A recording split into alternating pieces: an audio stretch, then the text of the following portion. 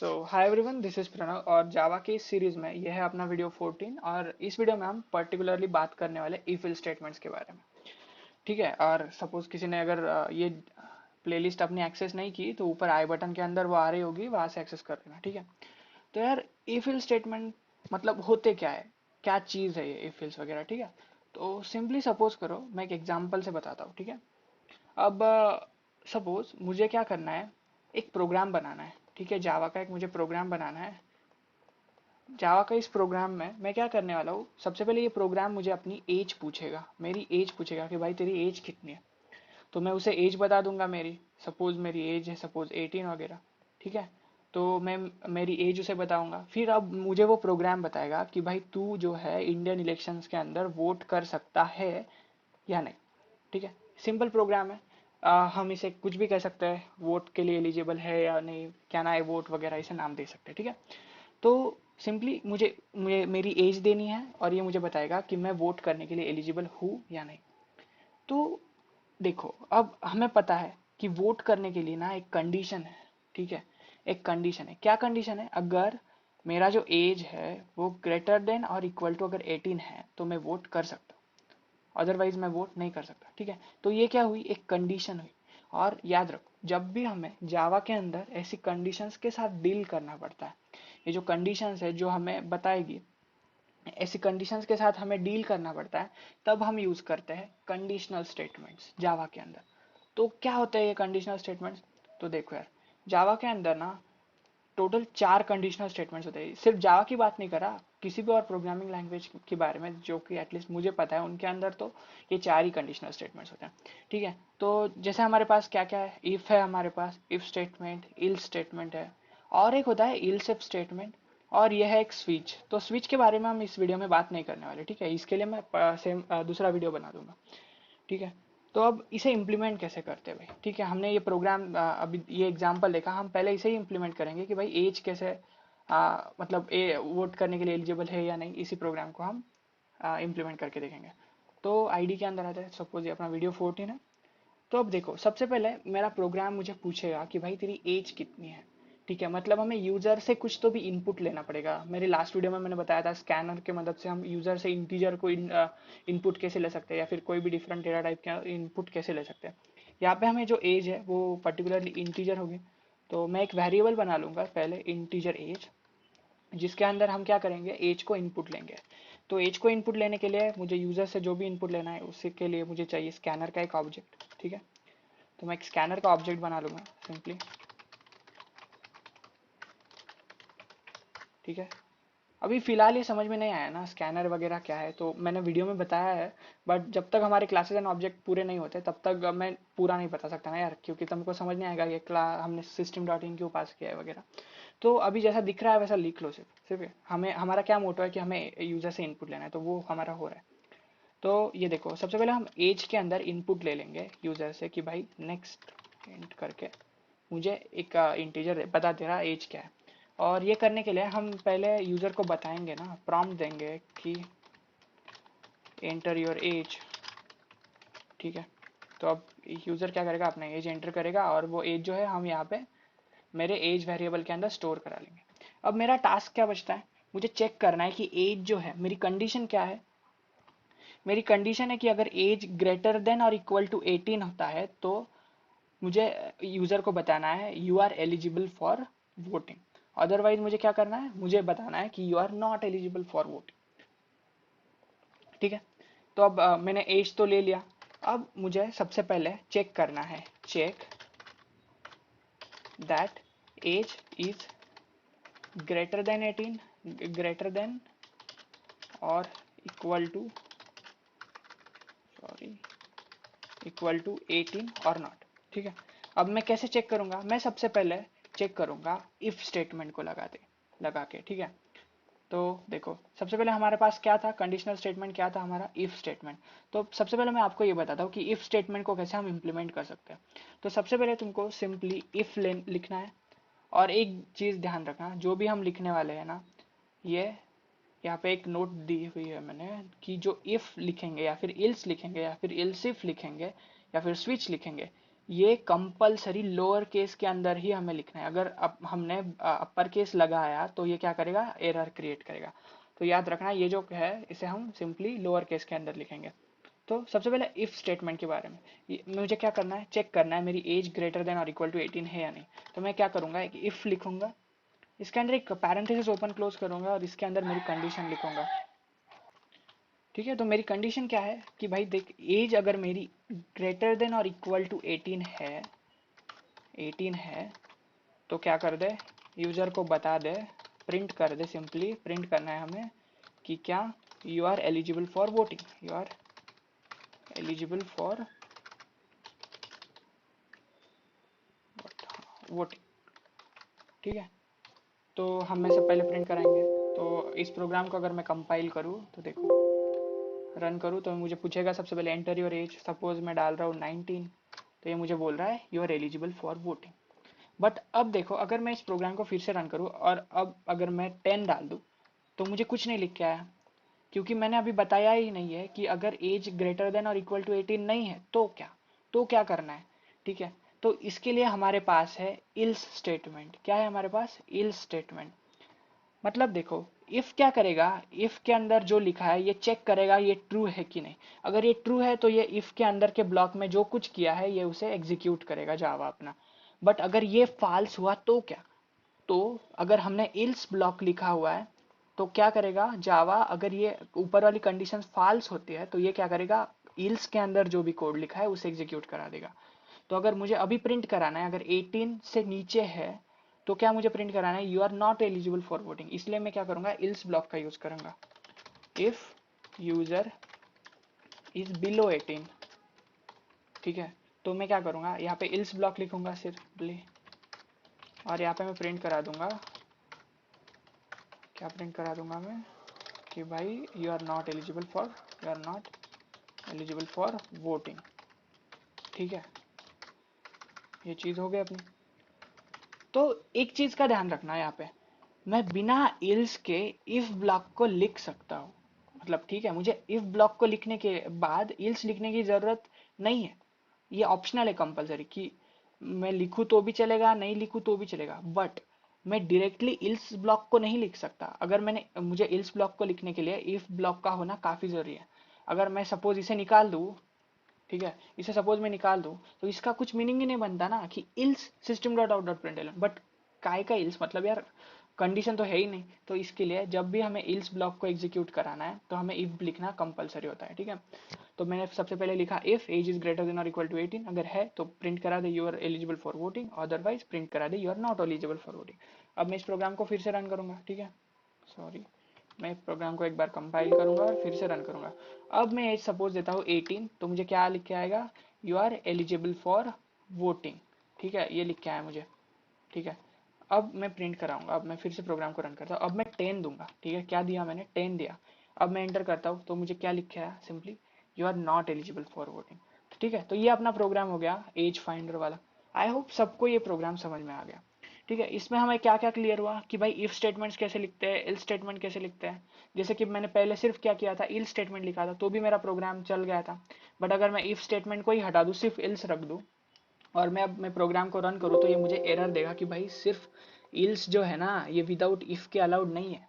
ठीक है, तो आई होप सबको ये समझ में आ गया। अब बात आती है इल्स इफ के बारे में। ठीक है, ये इल्स इफ क्या चीज़ है भाई, ये देखना पड़ेगा ना। तो दूसरा एक प्रोग्राम लेंगे अपन। ठीक है, हमारे पास कमी नहीं है प्रोग्राम की, सिस्टम भी अपना है, प्रोग्राम भी अपना है, टाइम भी अपना है। ठीक है, अब देखो इल्स इफ क्या चीज़ है। अब सपोज करो मुझे एक नया प्रोग्राम बनाना है। ठीक है, हम स्कूल में जाते थे सब लोग, पहले हमें ग्रेड्स मिलते थे ए बी वगैरह। ठीक है, तो अब मुझे क्या करना है, सिंपली मेरे टीचर को एक प्रोग्राम लिख के देना है जावा का, जो क्या करेगा, जो यूजर से उसके परसेंटेज एज अ इनपुट लेगा। मतलब जो बंदा है उसे क्या करना पड़ेगा, उसके जितने भी परसेंटेज एग्जाम के अंदर आए हैं 90, 91, 92, 85, कुछ भी जो परसेंटेज है वो प्रोग्राम को एज ए इनपुट देने पड़ेंगे। और जो प्रोग्राम है अपना वो उसे क्या आउटपुट देगा कि भाई तुझे कितने ग्रेड मिले हैं, तेरा तुझे ए मिला है या फिर बी मिला है या फिर सी मिला है। तो सिंपली ऐसा मान लो कि अगर परसेंटेज 30, 0 से 30 के बीच में है, तो क्या है, 0 से 30% अगर है तो वो बंदा है ना वो फेल है, ठीक है, समझ लो फेल है। और अगर परसेंटेज 30 to 60 के बीच में है ना तो समझ लो उसे बी सी ग्रेड है, ठीक है, समझ लो सी ग्रेड है, ऐसा नहीं होता बट ठीक है, अपना है, चल जाएगा। और अब देखो अगर यूजर को 60 to 90 के बीच में अगर परसेंटेज है तो उसे बी ग्रेड है, और उसे अगर अबाव 90 परसेंटेज है, 90 to 100 के बीच में परसेंटेज है तो उसे कौन सा ग्रेड है, ए ग्रेड है, ठीक है। तो हमें ऐसा प्रोग्राम लिखना है कि भाई परसेंटेज बता, अगर परसेंटेज अपने 0 से 30 के बीच में होते हैं तो वो रिटर्न करेगा कि भाई तू फेल है। अगर परसेंटेज अपने 30 to 60 के बीच में होता है तो वो बताएगा तुझे सी ग्रेड है, या फिर 60 to 90 के बीच में है तो बी ग्रेड है, या फिर 90+ है तो ए ग्रेड है, ठीक है। अब इसका प्रोग्राम लिखेंगे अपन। सबसे पहले क्या करेंगे, इसको ना इसको कमेंट आउट कर देंगे, नया फ्रेश प्रोग्राम लिखेंगे। इसे कमेंट आउट कर दिया, इसका नाम हम इस प्रोग्राम का नाम हम रख देंगे कैन आई वोट। और अब न्यू प्रोग्राम लिखेंगे, इस प्रोग्राम का हम नाम रखेंगे ग्रेड फाइंडर, ठीक है, क्या रखेंगे, ग्रेड फाइंडर। तो अब इसके लिए मुझे सबसे पहले यूजर से ग्रेड को इनपुट लेना पड़ेगा, परसेंटेज को इनपुट लेना पड़ेगा, कितने परसेंट है। तो परसेंटेज सिंपली इंटीजर होता है, तो मैं एक इंटीजर बना लूंगा कि भाई मार्क्स, समझ लो मार्क्स है ये अपने, ठीक है, marks is equal two marks input लेना। अब मैं वही स्कैनर का ऑब्जेक्ट बना लूंगा, एस सी इक्वल्स टू, ऊपर वाला मैंने कमेंट आउट कर दिया ना इसलिए मुझे फिर से बनाना पड़ रहा है, सिस्टम इन, ठीक है। और अब मैं मार्क्स के अंदर सबसे पहले यूजर को मैं बताऊंगा system dot out dot println भाई एंटर योर मार्क्स, ठीक है। और अब मैं सबसे पहले मार्क्स के अंदर मेरा इनपुट ले लूंगा यूजर से इसका, ठीक है, ये ले लिया। अब मेरे पास मार्क्स तो आ गए, अब मुझे चेक करना है सबसे पहले मार्क्स अगर मेरे 90 से प्लस है, 90 अबव है, if marks are greater than 90, तो क्या करना है मुझे, ए प्लस प्रिंट करना है। देन ग्रेड कितने हो गए मेरे, ग्रेड आर ए वाला ए ग्रेड है, ठीक है, ए प्लस नहीं ए ग्रेड है। तो अब मैं चेक करूंगा, सबसे पहले चेक करने के लिए कौन सी कंडीशन, अपनी इफ कंडीशन, कि भाई जो मार्क्स है ग्रेटर देन 90 है, अगर मार्क्स मेरे ग्रेटर देन 90 है तो क्या कर दे, प्रिंट कर दे system dot out dot println कि you have A plus A grade, sorry A grade, कौन सा ग्रेड है बंदे को, ए ग्रेड, ठीक है। अब देखो पिछली बार क्या था अपना, यहाँ पे देखो, यहाँ पे क्या था, दो ही चीजें थी, एक तो 18 के ऊपर होना चाहिए तो मैं वोट कर सकता हूँ, या फिर 80 के नीचे है तो वोट नहीं कर सकता, यहाँ पे एक ही कंडीशन थी। अब यहाँ पे देखो अपने पास ना डिफरेंट कंडीशन है, कि अगर 30 से 90 के ऊपर है तो ये एक कंडीशन बन गई, 60 to 90 है तो ये कंडीशन बन गई, तो 0 से 30 है तो ये कंडीशन बन गई, 30 to 60 है तो ये कंडीशन बन गई, ठीक है। So we have to deal with different conditions here. तो अब क्या है, अब मैं अलग अलग भी इफ लिख सकता हूँ, बट मैं जावा ने मुझे क्या दिया है, एक स्पेशल कंडीशनल स्टेटमेंट दिया है जिसका नाम है इल्सिफ। क्या नाम है मेरा, इल्सिफ। तो ये इल्सिफ को हम यूज कर सकते हैं। यहाँ पे मैं सिंपली लिखूंगा इल्सिफ अगर मार्क्स मेरे ग्रेटर देन 60 है, ठीक है, ग्रेटर देन 60 है। और आई होप अगर सबको अगर याद होगा अपने जो लॉजिकल ऑपरेटर्स हमने पढ़े थे उसके अंदर हमने एक चीज देखी थी जिसका नाम था एंड, लॉजिकल एंड ऑपरेटर। मैं यहाँ पे यूज करने वाला हूँ, मार्क्स अगर मेरे ग्रेटर देन 60 है और मेरे जो मार्क्स है वो लेस देन 90 है, तो मैं क्या करूंगा,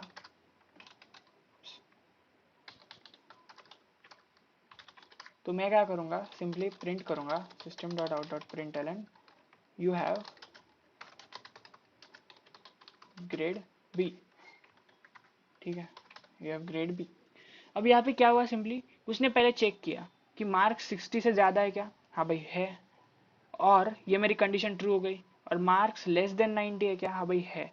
तो एंड ऑपरेटर में हमने क्या पढ़ा था, अगर बोथ कंडीशंस ट्रू है तो ही ये क्या रिटर्न करेगा, ट्रू रिटर्न करेगा। अब अगर मेरे इल्सिफ को अगर ट्रू रिटर्न होता है तो मुझे क्या आएगा यहाँ पे, यू हैव ग्रेड बी, ठीक है। अगर मेरी कोई भी एक कंडीशन फेल हो जाती है, अगर मेरे मार्क्स ग्रेटर देन 60 नहीं है तो ये फेल होगा और ये ट्रू होगा, ये सॉरी ऑब्वियसली ये भी फेल होगा, सॉरी ये ट्रू होगा और ये फेल होगा, सॉरी, ठीक है। तो क्या होगा, एक ही कंडीशन सिर्फ ट्रू होगी, तो मेरा क्या होगा, ये प्रोग्राम नहीं मतलब ये जो कंडीशन है ट्रू नहीं होगी क्योंकि हमने एंड ऑपरेटर लगाया वाला है। ठीक है, तो आई होप ये क्लियर है सबको, मैंने कुछ ज़्यादा कॉम्प्लेक्स नहीं कर दिया।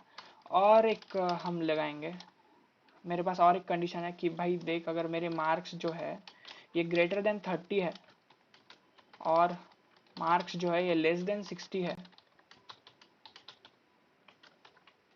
ठीक है, लेस देन 60 है, तो मैं क्या करूँगा, simply system dot out dot println करूँगा और यहाँ पे लिखूँगा you have grade C, you have C grade, कुछ भी लिख सकते हैं, यू हैव ग्रेड सी ही लिखेंगे, इंग्लिश अपनी मार खा गई यार। You have B grade, you have grade C, you have C grade, ठीक है, अब थोड़ा अच्छा लग रहा है। ठीक है, और अब देखो, अगर 90 है, 90 से ज़्यादा है तो ठीक है ए ग्रेड, अगर 60 से ज़्यादा है बट 90 से कम है तो बी ग्रेड, और अगर 30 से ज़्यादा है 60 से कम है तो सी ग्रेड, और अगर ये तीनों भी नहीं होते तो ऑब्वियसली क्या होना है, मतलब 90 से ज़्यादा भी नहीं है, 60 से ज़्यादा भी नहीं है, 30 से ज़्यादा भी नहीं है, तो ऑब्वियसली 30 से क्या हो गया, कम हो गया। तो अब यहाँ पे हम लिख सकते हैं कि अगर ये कुछ भी नहीं है तो भाई इसके अंदर इल्स जो है, इसके अंदर क्या लिखा है, system dot out dot println, भाई sorry but you are fail, ठीक है, थोड़ा इमोशनल मैसेज आ जाएगा ना, हाँ, तो ये हो गया। ठीक है, मजाक का पार्ट साइड में। तो अब हम इसे रन करके देखेंगे सबसे पहले। ठीक है, कंट्रोल 1 किया, कंट्रोल 2 किया, अब ये मुझे क्या बोल रहा है भाई, एंटर योर मार्क्स, तो मैंने मार्क्स डाले, सपोज सबसे पहले हम ना अच्छे बच्चे की तरह 93 डाले, इसने मुझे क्या बोला, you have grade A, you have A grade, ठीक है, तो ये हो गया।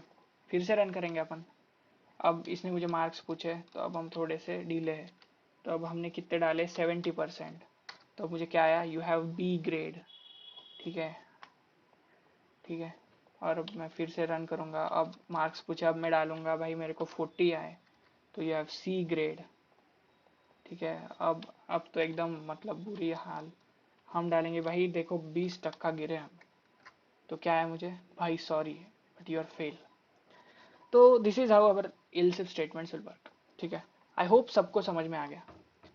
तो इस तरह हमारे इल्स इफ स्टेटमेंट्स काम करते हैं। ठीक है, तो और अब देखो नेक्स्ट जो है हम वीडियो बनाएंगे यहाँ पे स्विच के बारे में। ठीक है, स्विच अपना काफ़ी इंपॉर्टेंट है, स्विच अच्छा खासा एक कंडीशनल स्टेटमेंट है, इसे हम डिफरेंट वीडियो में कवर करेंगे। ठीक है, आई होप यहाँ पे सबको सब कुछ क्लियर है। अगर कुछ भी एरर आता है, प्रॉब्लम आता है, कुछ भी कोड के अंदर गलत लगता है या फिर कुछ सजेशन है तो बस कमेंट करो, कुछ प्रॉब्लम नहीं। ठीक है, या फिर अपना व्हाट्सएप ग्रुप है, पर्सनली मुझे मैसेज करो, कोई प्रॉब्लम नहीं।